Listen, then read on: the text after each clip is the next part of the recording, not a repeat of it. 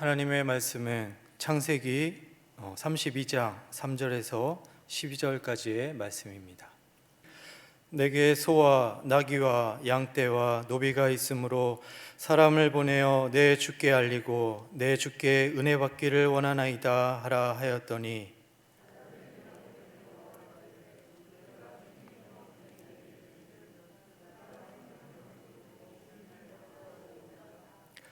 야곱이 심히 두렵고 답답하여 자기와 함께한 동행자와 양과 소와 낙타를 두 떼로 나누고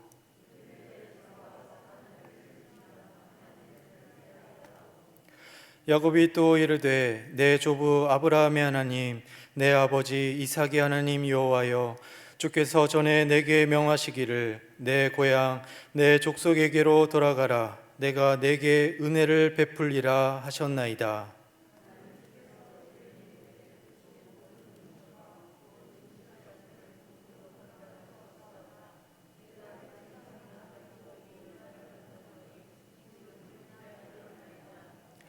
내가 주께 간구하오니 내 형의 손에서 에서의 손에서 나를 건져내시옵소서. 내가 그를 두려워함은 그가 와서 나와 내 처자들을 칠까 겁이 나기 때문이니이다. 주께서 말씀하시기를 내가 반드시 내게 은혜를 베풀어 내 씨로 바다에 셀 수 없는 모래와 같이 많게 하리라 하셨나이다. 아멘. 이 시간 하나님의 말씀을 통해서 크신 은혜를 내려주시기를 간절히 원합니다. 예수 믿는 사람들이 많이 쓰는 은혜라는 단어가 있습니다. 은혜하니까 제가 존경하는 선배 목사님이 생각이 났습니다. 이 목사님은 항상 이렇게 문자를 보내실 때마다 맨 끝에 은혜로 사는 이가 은혜로 사는 이가 라는 그러한 문구를 덧붙이곤 하셨습니다. 그 목사님의 문자를 이렇게 보다 보면서 어느덧 저에게 항상 새겨지고 또 떠오르는 그러한 문구가 되었습니다. 그리고 이 문구를 떠올리면서 생각해 보게 되는 것이 있었습니다. 과연 은혜란 무엇인가? 또 은혜로 사는 삶은 무엇인가? 그러한 질문이 항상 제 머릿속에 또 내리속에 남아서 있게 되었습니다. 여러분, 예수님 믿는 사람이라면 누구나 은혜의 소중함을 잘 알고 있습니다. 그리고 항상 은혜를 기억하면서 구하면서 은혜로 충만한 삶을 살아가기를 원합니다. 그렇다면 우리는 은혜에 대해서 어떠한 마음으로 또 생각하고 또 대해야 하겠습니까? 오늘 말씀의 제목과 같이 하나님께서는 우리에게 은혜를 이렇게 베풀어 주신다고 하시는데 말씀 가운데 베풀어 주신 하나님의 은혜에 대해서 함께 살펴보기를 원합니다. 먼저 우리에게 베푸시는 하나님의 은혜는 구체적인 우리의 삶 가운데 베푸시는 은혜입니다. 여러분, 은혜에 대해서 생각해 볼 때 우리는 하나님께서 값없이 주신 그 선물에 대해서 흔히 생각을 하곤 합니다. 여러분, 무엇보다 큰 은혜는 무엇이겠습니까? 바로 하나님께서 이 땅에 살아가는 우리에게 예수 그리스도를 보내주시고 또 십자가에서 죄에서 구원하여 주신 그 큰 은혜입니다. 우리가 이 은혜에 대해서 늘 감사하고 또 이제 조금 있으면 사순절이 다가오고 또 부활주일이 다가오는데 그러한 시간들을 통하여서 또 그 이후에 모든 시간들 속에 계속해서 우리가 그 의미를 되새기면서 또 그 크신 하나님의 은혜에 감사하게 되는 것입니다. 그러나 여러분, 우리의 일상에 있어서는 어떻습니까? 우리가 입술로는 입버릇처럼 고백하지만 사실 매일의 삶에 베풀어 주시는 그 하나님의 은혜에 대해서는 그렇게 깊게 생각해 보지 않습니다. 그런데 여러분, 은혜 받았다는 것은 막연한 것이 아니라 구체적인 상황으로 우리에게 베풀어지는 것입니다. 여러분, 오늘 말씀해 보시면 야곱이 등장하고 있습니다. 이 야곱이 또 자신의 고향으로 돌아가면서 어떠한 위기를 겪게 됩니까? 이제 에서를 맞닥뜨리는 중대한 그러한 위기 가운데 있게 됩니다. 여러분, 에서가 어떠한 사람인지 잘 아시지 않습니까? 야곱의 형인데 이 동생 야곱이 자신의 장자권을 빼앗아가고 또 자신이 아버지로부터 받을 그 축복을 모두 가로채버리는 그래서 도망을 간 동생이 바로 이 야곱이지 않습니까? 그 오랜 시간 동안 이제 이 에서가 그 야곱을 만날 날을 기다리면서 복수의 칼날을 갈았지 않았겠습니까? 여러분, 이때에 야곱의 마음이 어떠했을지 한번 상상해 보시기를 바랍니다. 지금 이 순간 야곱에게 필요한 것은 무엇이겠습니까? 돈입니까? 아니면 명예입니까? 여러분, 그 어떠한 것도 아닙니다. 오늘 말씀 5절에 보시면, 하반절에 보시면 이제 야곱이 사람을 보내어서 자신의 근황을 알리고 내 주께 은혜 받기를 원하나이다 라고 사자들을 보내서 이 에서에게 자신의 말을 전달하도록 합니다. 여기서 자기 형 에서를 이제 주라고 부르면서 자신이 에서로부터 받기를 원하는 그 은혜는 무엇인가 하면 그 어떠한 것도 아니라 자신의 생명을 해치지 말기를 간절히 요청하는 것입니다. 여러분, 이것은 11절의 말씀에서도 더욱 분명하게 나오고 있습니다. 야곱이 이제 에서가 400명을 거느리고 온다는 이야기를 듣자 마음이 매우 두렵고 또 답답했습니다. 그리고 이제는 하나님께 이렇게 간구합니다. 내가 주께 간구하오니 내 형의 손에서 에서의 손에서 나를 건져내시옵소서. 내가 그를 두려워함은 그가 와서 나와 내 처자들을 칠까 겁이 나기 때문이니이다 라고 그렇게 간구를 합니다. 여러분, 야곱은 에서의 손에서 하나님께서 건져주시기를 간구하고 있습니다. 여러분, 야곱의 간절함이 어떠했겠습니까? 자신은 하나님의 그 은혜를 받아야 하는 절박한 상황 가운데 놓여 있습니다. 그림을 한번 띄우시기를 바랍니다.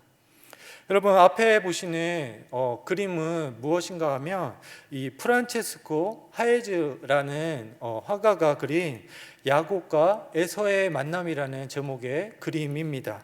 여러분, 그림을 보시면 어떻습니까?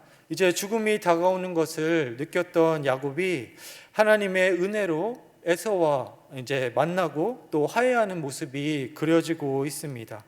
저는 이 그림을 이제 찾아서 보면서 이런 생각을 했습니다. 야곱에게 찾아왔던 에서와 그 400명의 사람들 중에 지금 그림에 보시면 그 400명의 사람들은 사라지고 이 야곱과 또 그 가족이 에서를 만나서 화해를 하는 모습이 그려지고 있는 것입니다. 사랑하는 여러분, 야곱은 자신이 겪게 된 험난한 삶 가운데서 엄청난 죽음의 위협들을 맞닥뜨려야만 했습니다. 두려움과 절망 가운데서 또 자신에게 다가오는 에서의 엄청난 그러한 세력을 맞이해야 했습니다. 여러분의 에서는 누구입니까? 또 여러분을 두렵게 만드는 그 에서와 400명의 사람들은 무엇입니까? 그러나 여러분, 그것이 무엇이든지 간에 여러분들에게 닥친 그 모든 두려움이 사라지고 또 하나님께서 구원하여 주시는 은혜가 여러분들에게 가득 넘치시기를 주님의 이름으로 축복합니다. 두 번째로, 하나님은 신실하게 은혜를 베푸시는 하나님이심을 기억해야 하겠습니다. 여러분, 신실하다는 것은 무엇인가 하면 믿을만하고 또 착실하다라는 것을 의미합니다. 여러분, 순수하고 또 진실하고 변함이 없으신 그 하나님을 나타낼 때 우리는 신실하신 하나님이라고 그렇게 표현을 하곤 합니다. 하나님이 우리에게 은혜를 베푸시는데 어떻게 그 은혜를 베푸시는가 하면 신실하게 베푸신다고 그렇게 말씀을 하고 있습니다. 오늘 말씀 9절에 보시면 야곱이 자신의 할아버지 아브라함과 또 아버지 이삭의 하나님께 그렇게 간구를 합니다. 하나님께서 무엇이라고 말씀하시는가 하면 내 고향 또 내 족속에게로 돌아가라고 말씀하시면서 내가 내게 은혜를 베풀겠다라고 그렇게 말씀을 하셨습니다. 그러면서 이제 10절에서는 무엇이라고 고백하는가 하면 나는 주께서 주의 종에게 베푸신 모든 은총과 또 모든 진실하심을 조금도 감당할 수 없다라고 그렇게 고백하고 있는 요셉의 모습을 발견하게 됩니다. 자신은 하나님께서 베풀어 주신 그 신실하신 은혜를 받을 만한 자격이 없다고 고백하고 있는 것입니다. 그런데 여러분, 이어서 야곱이 고백하는 것은 비록 그렇게 보잘것없는, 또 그 은혜를 받을 만한 자격이 없는 그러한 사람임에도 불구하고 하나님께서 변함없이 은혜를 베푸셔서 자신이 지금은 이 두 때나 이룰 만큼 축복을 받았다는 것을 고백하고 있습니다. 그리고 이제 12절에 보시면 다시 한번 자신에게 하신 그 약속을 기억하면서 은혜를 베풀어 달라고 그렇게 간구하고 있습니다. 여러분, 자신의 조상 아브라함과 또 이삭으로부터 계속 내려온 그 약속 가운데 이 야곱은 보잘것없이 보이는 자신에게도 그렇게 베풀어 주신 변함없는 하나님의 은혜를 기억하면서 오늘 자신에게 다시 한번 구원의 은혜를 베풀어 달라고 하고 있는 것입니다. 여러분, 신실하다고 하는 것은 어떠한 상황이나 또 조건 가운데서도 흔들리거나 변함이 없이 그 순수함과 진실함이 보장되는 것을 말합니다.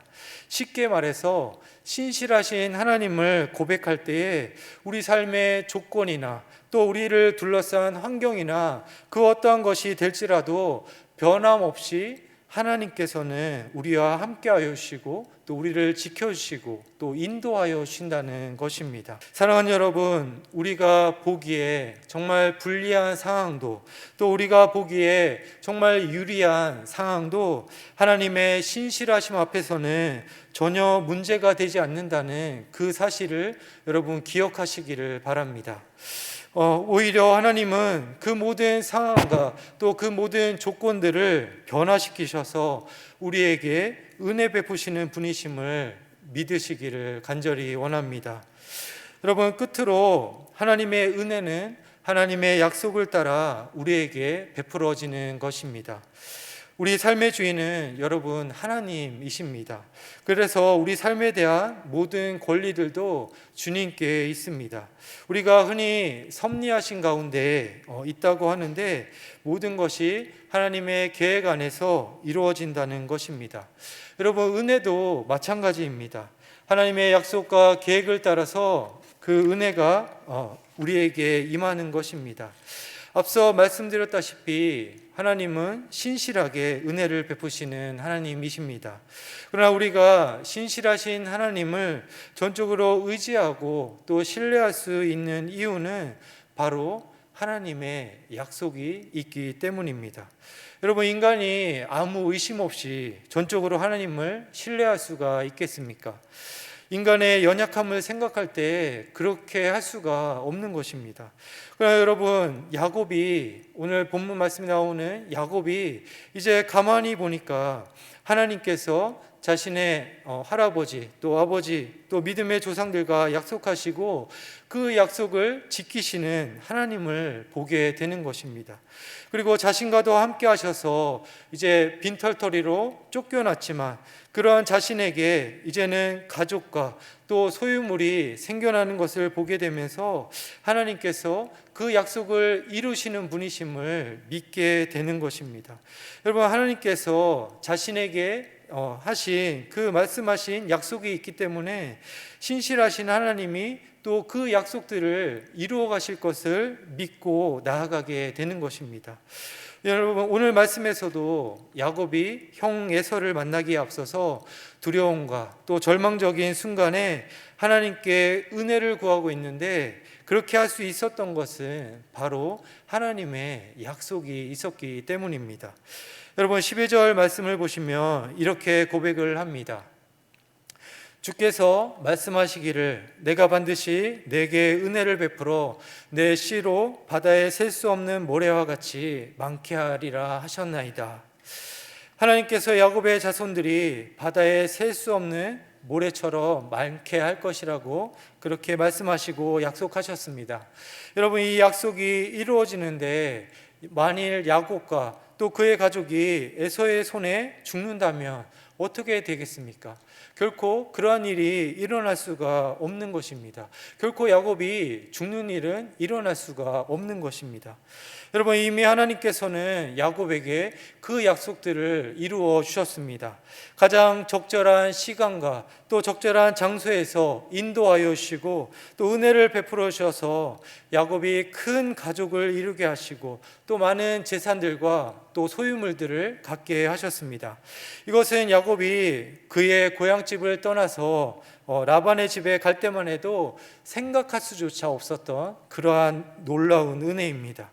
그리고 하나님께서 이제 야곱이 형 에서를 만나서 죽을 수도 있는 그 상황 가운데서 또 야곱이 생각하지 못하는 그 방향으로, 그 방법으로 인도하여 주시는 것을 보게 됩니다. 결국에는 어떻게 하셨습니까? 하나님께서 야곱과 하신 약속을 통해서 때에 알맞은 그 구원의 은혜를 베풀어 주시는 것을 보게 되는 것입니다. 여러분, 하나님께서는 이러한 은혜를 신약 성경에 사도 바울에게도 베풀어 주셨습니다. 고린도후서 12장에 보시면 하나님께서 자기에게 육체의 가시 곧 사탄의 사자를 주셨다고 고백하고 있습니다. 그러나 이것이 무엇이었는지 분명하지는 않지만 바울은 이것이 왜 자신에게 남아있는지 분명하게 알고 있었습니다. 그것은 자신이 자만하지 않도록, 자고하지 않도록, 교만하지 않도록 하시기 위한 하나님의 은혜였다는 것을 알고 있었다는 것입니다. 그래도 바울은 이것이 너무나 괴로웠던 것 같습니다. 그래서 이것이 떠나가도록 3번이나 하나님 앞에 기도하면서 간구했습니다. 그만큼 이 사도 바울은 간절했던 것 같습니다. 그런데 여러분, 하나님께서 말씀하시는 것은 무엇입니까? 고린도후서 12장 9절 말씀을 보시면 내 은혜가 내게 족하다라고 말씀하시는 것입니다. 여러분, 그 사도 바울에게 말씀하신 하나님의 은혜란 무엇입니까? 바울에게 적합한 의뢰란 무엇입니까? 바로 바울이 있는 모든 연약함과 그 바울에게 있는 모든 고통 가운데서도 하나님만 의지하고 또 매 순간 공급되는 그 은혜를 누리게 하시는 것입니다. 여러분, 우리들은 바울과 같이 구할 때가 종종 있습니다. 내게 물질이 있다면, 내게 더 건강한 몸을 주신다면, 이렇게 말하면서 그렇게 해주신다면 더욱 주님을 위해 살아가겠다고 그렇게 말하고 있지 않습니까? 그러나 하나님은 그렇지가 않으십니다. 우리의 약함을 아시고 또 우리의 부족함을 아시고 우리의 있는 모습 그대로 그때그때 채워주시는 하나님의 풍족한 은혜를 경험하게 하시는 것입니다. 사랑하는 여러분, 하나님께서는 오늘도 우리 삶을 하나님의 뜻과 계획대로 이끌어가고 계십니다. 그리고 거기에 동참하는 우리 모두에게 필요한 은혜를 공급하여 주십니다. 매일의 삶 가운데 우리 모두가 그 은혜를 받아 누릴 수 있기를 간절히 원합니다. 말씀을 정리하겠습니다. 하나님께서는 오늘도 우리에게 은혜를 베풀어 주십니다. 그 은혜는 막연하게 우리에게 오는 것이 아니라 우리 삶의 구체적인 그 자리에서 이루어집니다. 오늘 나의 삶에 필요한 하나님의 은혜는 무엇인지 여러분 각자가 자신에게 물어보시고 곰곰이 생각해 보시기 바랍니다. 그리고 각자에게 주신 그 하나님의 계획 가운데 신실하신 하나님을 의지하며 풍성한 은혜를 누리는 귀한 서귀포교회 모든 권속들이 되시기를 주님의 이름으로 축복합니다.